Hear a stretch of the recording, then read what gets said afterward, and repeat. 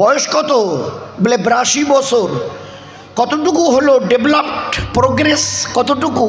বলে কি বলি, খড়ের চালের নিচে শুইতাম, খড়ের চাল। এখন তো কিছু দেখেন আমাদের ছেলেপেলেদের বললে না, এরা বুঝবে না যে কাড়িয়ে দিয়ে, ওই ধানের কাড়িয়ে দিয়ে ঘর ছাওয়া হতো, এলুয়া না কাশি, হ্যাঁ এলুয়া কাশিয়ে দিয়ে ঘর ছাওয়া হতো। তাহলে খড়ের ঘরে থাকতাম। আর ওখান থেকে এই 82 বছরে উঠতে উঠতে আজ আমি এখন 4 তলার উপরে। সবজি ভাত, ডাল ভাত, ভর্তা ভাত খেয়ে দিন চলতো। এখন আপনাদের দোয়ার বরকতে এবেলা যদি রেজালা হয়, ওবেলা কোরমা হবে। তারপরের দিন এবেলায় যদি স্টু হয়, তো ওবেলা চিকেন মুরগা মুসল্লাম হবে আপনাদের দোয়ার বরকতে। রেজালা, কোরমা, কালিয়া, কোপ্তা, স্টু, এইসব। আচ্ছা, এত কিছু বলে আপনি আমার খালি ঘরটা ঢুকে, ঘর, আল্লাহু আকবার, কি করেছেন! এই ঘর না জান্নাত, কি নেই ঘরের ভিতরে! সে দামি দামি এক একটা করে আসবাবের দিকে তাকালে চক্ষু স্থির হয়। এত কিছু করেছেন, এত কামিয়েছেন, এত কিছু ঘরে জমা করে সাজিয়ে রেখেছেন। বলে হ্যাঁ, আল্লাহ দিয়েছে। 82 বছরের জীবনের মেহনতের এই কামাই ব্যাংকে, বলে সে কয়েক কোটি, আপনাদের দোয়ার বরকতে কয়েক কোটি। তাহলে ছিলেন ঝুপড়িতে, হতে হতে এই জায়গায়। আচ্ছা, একটা সত্য কথা বলবো, আর সত্যি উত্তরটা দেবেন, যেটা সত্য ওইটাই দেবেন। 82 বছরের কামাই, ঝুপড়িতে ছিলেন, আজ আপনি 4 তলা বিল্ডিংয়ের এসি রুমে থাকেন। আপনার ঘরে যে আসবাবপত্র আছে না, খাট, আল্লাহ, আলমারি, ফ্রিজ, সোফা, ও অমুক তমুক যা আছে, সে কয়েক কোটি টাকা। আর ব্যাংকে বলছেন এত কোটি, 100 কোটি, 500 কোটি। আচ্ছা, যাবার দিন, একটা দিন যেতে হবে, এখান থেকে যেতে হবে। বলে তা তো হবে। তো এখান থেকে কি কি নিয়ে যাবেন, যা কিছু 82 বছরে কামালেন? বলুন না। একটা অচল পয়সার সাথে নিয়ে যাওয়ার হিম্মত আছে আপনার? বুক ঠুকে বলুন, যা কামিয়েছি এর থেকে কিছু না কিছু আমি নিয়ে যাব। ছেলে ফেলে, মেয়ে জামাই, বিবি, বাচ্চা বাচ্চা, এদের জন্য কিছু রেখে আমি কিছু নিয়ে যাব। বলুন, বুক ঠুকে বলুন, যা কামিয়েছেন তার থেকে কি নিয়ে যাবেন? খালি হাতে যেতে হবে। যা এমন জিনিস কামিয়েছেন আর এমন জিনিসের উপরে জীবনভর 82 বছর মেহনত করেছেন, যে এখান থেকে একটা অচল শিখি নিয়ে যেতে পারছেন না। আপনার গায়ের গেঞ্জিটা যদি না খোলে না, কেউ বলবে না ছেড়ে দেন তো, থাক। বলবে এবার একটা ব্লেড নিয়ে আসো, না তো কাঁচি নিয়ে আসো, ওটাকে কেটে বার করো। যদি কোনো মেয়ে ছেলে হয়, উম্মতের কোনো মেয়ে ছেলে হয়, সব কিছু তো খুলে নিয়েছে, বলে নাক ফুলটা কোনোভাবেই বেরোচ্ছে না। বলে যেভাবে হোক কেটে দাও, কাঁচি টাচি হোক, ওই গাউন ফাউ হোক, যেভাবে হোক। বলে দেখতে ছেড়ে দাও তো, একটা নাক ফুল। ও বেচারি নিজের পয়সা দিয়ে কিনেছে, ডিম বাসা, মুরগি বেসা পয়সা দিয়ে কিনেছে, ও নিজে ছেড়ে দাও, থাকুক। বলে না না না না, আপনি কী বলছেন? শরীয়তের এজাজত নেই এই দুনিয়া থেকে কিছু নিয়ে যাবার, কোনো এজাজত নেই। সেই রাওয়ায়াতের মধ্যে এসছে যে যদি ওই মৃত ব্যক্তির, পুরুষের ওই মেয়ে ছেলের দেখেন যে পেটটা ভারী হয়ে আছে, মনে হচ্ছে একটু বেশি রকমের খানা তার পেটে আছে, শরীয়ত কি বলছে? ওই মৃত ব্যক্তিকে একটু বসান, পেটে চাপ দেন, কারণ এতটা খানা নিয়ে ওপারে যাবার কোনো এজাজত নেই। চাপ দিয়ে তার পায়খানা রাস্তা দিয়ে আগে কিছুটা বার করে দিয়ে স্বাভাবিক অবস্থায় এনে তারপরে গোসল দিয়ে জানাজার কাপড় পেঁচিয়ে দিয়ে তাকে কবরে রাখেন। কাপড়ের কাপড় পেঁচিয়ে, জানেন খবর? কিসের পিছনে আজকের আমরা আমাদের জীবনকে বরবাদ করছি? কামাতে মানা নেই তাই বলে দিন বাদ দিয়ে, এসি বিল্ডিং এ থাকতে মানা নেই তাই বলে নামাজ বাদ দিয়ে, 4 চাকার এসি কারে ঘুরছি মানা নেই ইসলামে তাই বলে রমজানের রোজার তারাবি বাদ দিয়ে, পেয়ারে নবীর ঈদ ও সুন্নতের শরীয়ত বাদ দিয়ে কোথায় যাচ্ছেন? কার কাছে যাচ্ছেন? হুঁশ আছে? কেউ নেই, খালি একটু পরে এই যে কটা কাপড় পেঁচিয়ে দিয়ে আপনাকে শুয়ে দেওয়া হচ্ছে না, সব কিছু খুলে ফুলে, পুরুষ হনার মেয়ে ছেলে, শুনে রাখুন, এটা আপনার জন্যে নয়। এ বাজার থেকে এই যে টাটকা কাপড় এনে ছিঁড়ে ছিঁড়ে 3 টুকরো 5 টুকরো, এটা আপনাদের জন্যে নয়। কারণ আপনি ল্যাংটায় আছেন, না কাপড় দেয়া আছে মকমলের কাপড়, না সুতির মোটা কাপড়, আপনার তো হদবোধই নেই। কাপড় দিলেই বাকি আর না দিলেই বাকি। বলতে পারবেন এ ভাই আমাকে ন্যাংটা করছেন কেন, বলতে পারবেন, হুঁশ আছে আপনার। তো এটা আপনার জন্যে নয়, যারা বেঁচে আছে তাদের চোখের পর্দা করবার জন্যে। শুনে রাখুন ভালো করে, এই কাপড়টুকু আপনার জন্যে নয়, আপনার তো কোনো প্রয়োজনই নেই। এই কাপড় দিয়ে ঢেকে কি হবে? এই যে কটা লোক বেঁচে আছে, যারা গোসল দেওয়াবে, যারা ওই আপনাকে খাটিয়ে তুলে কবরস্থানে নিয়ে যাবে, ফের লাশটাকে নামাবে, মাটি দেবে, তাদের একটা তো চোখের একটা পর্দা আছে, লাজ লজ্জা শরম আছে। ওরই জন্যে কাপড়টা দেয়া হয়েছে। আমরা আমাদের মা বোনেরা ভালো করে বুঝি, এ খাট বলে এটা সেগুন কাঠের খাট, মেহগিনি কাঠের খাট, 3 লাখ টাকা দাম। হ্যাঁ ঠিক আছে, শুইতে মানা নেই, কিন্তু চাচি, খালা, মামি এ কি করছেন? বলে আমরা 2-3 জন মাথার দিকে আর 2-3 জন পায়ের দিকে ধরে তোমাকে তুলছি। কেন কেন কেন? বলে এই যে তোমাকে তোমার এই মেহগিনি 3 লক্ষ টাকার খাট থেকে তোলা হচ্ছে না, ওই আল্লাহর নামে 1 লক্ষবার কসম খেয়ে বলছি, এই খাট দ্বিতীয়বার তুমি আর শুইতে পারবে না।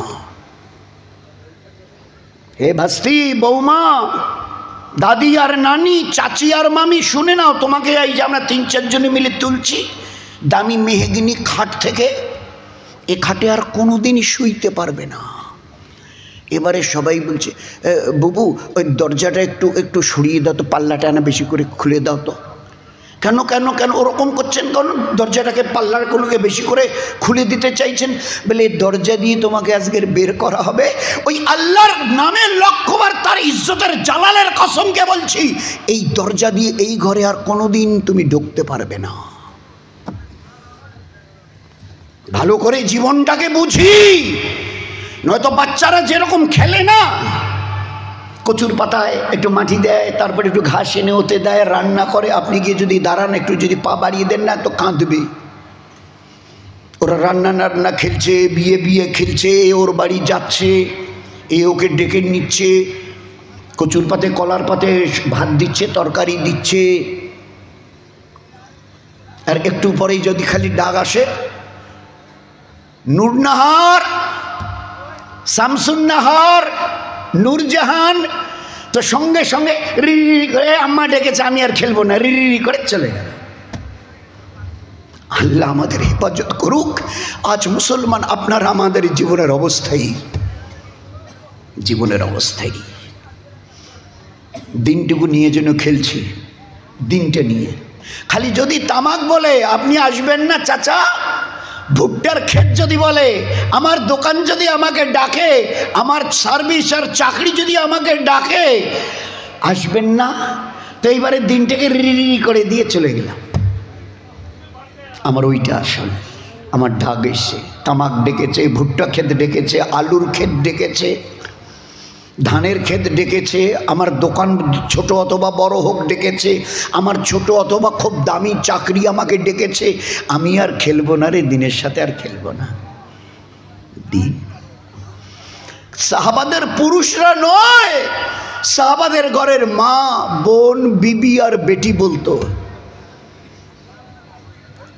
ও 14वीं সদীর কুচবিহার জেলার পেয়ারা নবীর উম্মত আর উম্মতের মা বোন, যত পারো দুনিয়া কামিয়ে নাও, আমরা তো আল্লাহর নামে কসম দিয়ে বলছি, ইন্না হিমামুনাল আখিরা, চাই আমাদের বাড়িতে দুনিয়ার কিছু থাকে থাকবে, না থাকে না থাকবে, কিন্তু জীবনভর চেষ্টা করে আখিরাতকে বানিয়ে নিয়ে আল্লাহর কাছে আমরা চলে যাব। ইন্না হিমামুনাল আখিরা, আখিরাত আসল, দুনিয়া নকল। এটা আজ আছে, ডা গেলে আর থাকবে না। আমার স্বামী নেই, বাড়ি নেই, ঘর নেই, খাবার দাবার নেই, বিছানাপত্র নেই, হাট বাজার নেই, চাষাবাদ নেই, কিচ্ছু নেই, সব শেষ। ডাক এলো, সব শেষ। আখিরাতের জীবন মউতের রাস্তা দিয়ে শুরু হবে। আচ্ছা, এটা কতদিন চলবে? কতদিন চলবে? আল্লাহ কোরআনে করিমে বোধহয় 1000-এরও বেশি জায়গায় বলেছে, আবাদান আবাদা, আবাদান আবাদা। এর কোনো নির্দিষ্ট কোনো দিন, তারিখ, মাস, বছর, শতাব্দী বলে কিচ্ছু নেই। এ বরাবর চলতেই থাকবে। ও এমন এক জীবন যে জীবনের কোনো শেষ নেই। ওই জীবনের অনাদি অনন্তকালের, দ্যাটস অ্যান এটার্নাল লাইফ। তারই জন্য আমি আল্লাহ দুনিয়াতে তোমাদের পাঠিয়েছি, জীবনটাকে মেহনত করে তৈরি করবার জন্যে। যদি তৈরি করে নিয়ে আসো, তোমার সুখের সীমানা থাকবে না, তোমার সুখের কোনো পরিধি থাকবে না। আর জীবনটাকে যদি নিজে হাতে তছনছ করে বিগড়ি দিয়ে আসো, তোমার দুঃখেরও কোনো সীমা থাকবে না।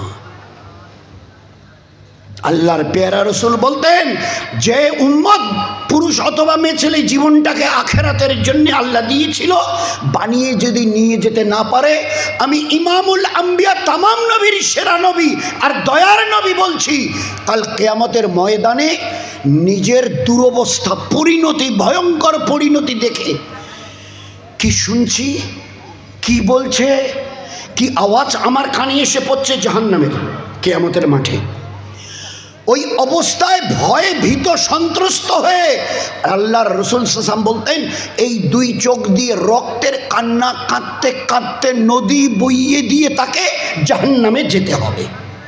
কোই পুছনেওয়ালা নেই। একজন কেউ তোমার এই কান্নাকে দেখে জিজ্ঞাসাও করবে না, ভাই আপনি কেন কাঁদছেন, চাচি আম্মা আপনি কেন এইভাবে কাঁদছেন, এতটা রক্তের কান্না যে আল্লাহর রাসূল সাল্লাল্লাহু আলাইহি ওয়াসাল্লাম তার পাক জবানে বলেছেন, রক্তের নদী বয়ে যাবে।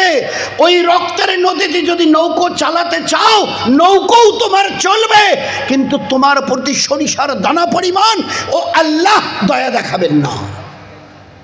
ওই দিনকার কথা একটু ভাবো, দুনিয়া করতে মানা নেই। নৌকো ডাঙ্গায় চলে না, পানিতেই চলে, পানিতেই চালাতে হবে, কিন্তু সব বি কেয়ারফুল, কিন্তু সাবধান। পানিতে তো চলছেন, চলতেই হবে নৌকা নিয়ে যতটা চলতে চান, কিন্তু পানি যেন উপরে না ওঠে নৌকোর। মৌত পর্যন্ত দুনিয়া নিয়ে চলতে হবে। দুনিয়া যদি না করেন খাবেন কি, ভুকা মরবেন। দুনিয়া যদি না করেন তো উলঙ্গ চলবেন, কাপড় লাগবে না। দুনিয়া যদি না করেন, না কামান, তো ধূপ তাপ বৃষ্টি বাদলে কি গাছের নিচে, বট গাছের নিচে গিয়ে থাকবেন? দরকার হবে না। রাত্রে কি গাছের নিচে ঘুমাবেন? একটা বিছানা টিছানা কিছু একটা লাগবে না। দুনিয়া তোমাকে করতে হবে, কিন্তু একটা কথা মনে রাখো, এই দুনিয়ার জন্য এই জায়গায় জায়গা না পায়। আমার দিকে দেখেন, এই দুনিয়ার জন্য এখানে না ঢোকে। আল্লাহুম্মা হাব্বিব ইলাইনাল ঈমান ওয়া জাইনুহু ফি কুলুবিনা। এ আল্লাহ, আমি দুনিয়ার যত জিনিসকে মহব্বত করি, আপন মনে করি, তার চাইতে ঈমানকে আপনি আমার জন্যে বড় মহব্বতের জিনিস বানিয়ে দেন।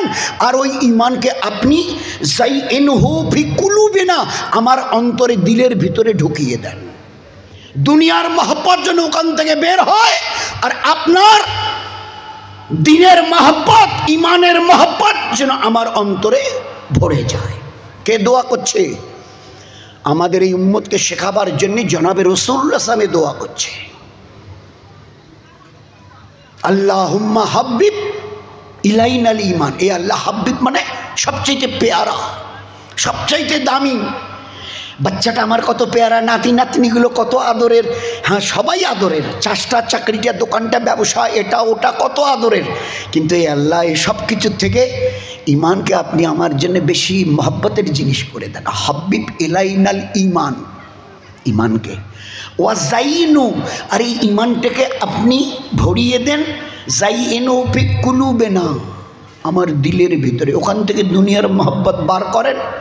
কারণ কোনো সময় যদি নৌকায় উঠতে গিয়ে দেখা যায় নৌকায় কিছু পানি এসছে, তো ওইটাকে ছেঁকে ফেলতে হয়। ছেঁকে ফেলে তারপরে এবারে লোককে বলে, ভাই আগে দাঁড়ান দাঁড়ান, এখন নৌকায় উঠবে না, পানি ঢুকে গেছে, পানিটাকে ছেঁকে ফেলি। তো দিন নিয়ে যদি চলতে হয়, তো দুনিয়ার মহব্বত চলতে তো হবে, চলতে তো হবে নৌকা নিয়ে পানিতে, কিন্তু এই পানি যেন তোমার নৌকার উপরে না আসে। নৌকো যাবে, তুমিও যাবে, বোধ বোধ। তো এই জন্য দুনিয়াতে চলতে মানা নাই দুনিয়া, কিন্তু এই দুনিয়ার জন্য দিলের ভিতরে জায়গা না নেয়।